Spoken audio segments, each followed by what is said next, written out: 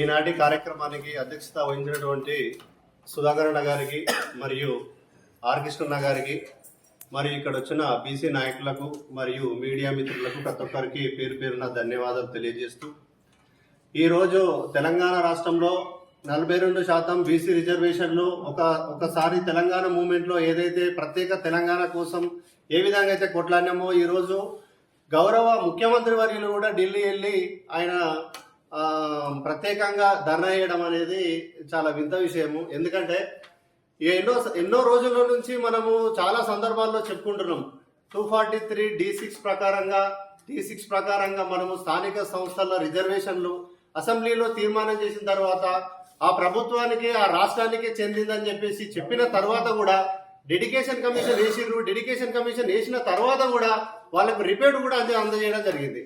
అలా అందజేసిన తర్వాత కూడా ఇటీవలి కాలంలో మన గౌరవ రాజ్యసభ సభ్యులు అన్న టైగర్ ఆర్ కృష్ణన్న గారు కూడా గౌరవ ముఖ్యమంత్రి దగ్గరికి వెళ్ళి కూడా ఈ సమస్యని ఈ విధంగా మనం చేసుకుంటే ఇలాంటి విషయాలు ఇలా మనం కూర్చొని అఖిలపక్షంతో మనము బీసీ సంఘాలతోటి కుల సంఘాలతోటి మనం చర్చించుకుంటే 100% మనము మన బీసీలకు న్యాయం చేస్తే ఈ ప్రభుత్వానికి మంచి క్రెడిట్ వస్తుందని చెప్పేసి అన్నగారు కూలకుశంగా 1 గంట సేపు సుమారుగా టైం తీసుకొని చెప్పడం జరిగింది.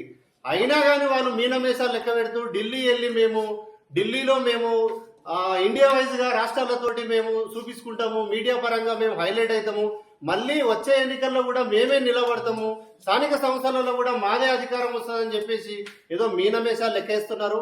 కాబట్టి ఈ చర్యలు మానుకొని మీరు గవర్నర్ కు పంపిన తర్వాత మళ్ళీ గవర్నర్ ఆర్డినెన్స్ ని రాష్ట్రపతికి పంపించకుండా గవర్నర్ తోటే మీరు జీవో పాస్ చేపియండి. మీరే మీ చట్టసభలలో జీవో పాస్ చేస్తేనే దీనికి 100% 42% రిజర్వేషన్లు వస్తాయి. వచ్చిన తర్వాత సంవత్సరంన్నర దాటిపోతుంది. స్థానిక సంస్థలలో కేంద్ర ప్రభుత్వం నుంచి రావాల్సిన వాటాలు కానీ రాష్ట్ర ప్రభుత్వం నుంచి వచ్చిన వాటాలు కానీ ఆ నిధులు కానీ స్థానిక సంస్థలలో లేకపోవడంతో చాలా గ్రామాలు కుంటుపడిపోతున్నాయి, అభివృద్ధి నోచుకోకపోతుంది, విద్యా వ్యవస్థ విచ్ఛిన్నం చెందుతుంది. ఇటీవలి కాలంలో చూస్తుంటే ఆర్ కృష్ణన్న గారి దగ్గర ఒక రోజుకు సుమారు 200 నుంచి 500 మంది స్టూడెంట్స్ కూడా విద్య కోసం, ఉపాధి కోసం, అవకాశాల కోసం, గురుకులాల సీట్ల కోసం కూడా అన్న దగ్గర 24 గంటలు అన్న చుట్టూ తిరుగుతా ఉన్నారు. మీరు తక్షణమే ఇంకా గురుకుల సీట్లు పెంచుతూ హాస్టల్లో కూడా ఇంకా పెంచుతూ అద్దె భవనాలు కూడా మీరు ఏం దానికి రెస్పాండ్ లేకుండా బట్టి విక్రమార్కు కూడా శోచనీయంగా చూస్తూ ఉన్నారు.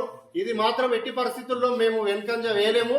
100% మేము బీసీ సంఘాలు కానీ కుల సంఘాలు కానీ విద్యార్థి సంఘాలు కానీ మళ్ళీ తెలంగాణ మూవ్మెంట్లో ఏదైతే చేసిందో దాని ప్రకారంగానే మేము తగు చర్యలు తీసుకుంటూ అసెంబ్లీ ముట్టడి కానీ లేదంటే సెక్రటరియట్ ముట్టడి కానీ ఏ విధంగానైనా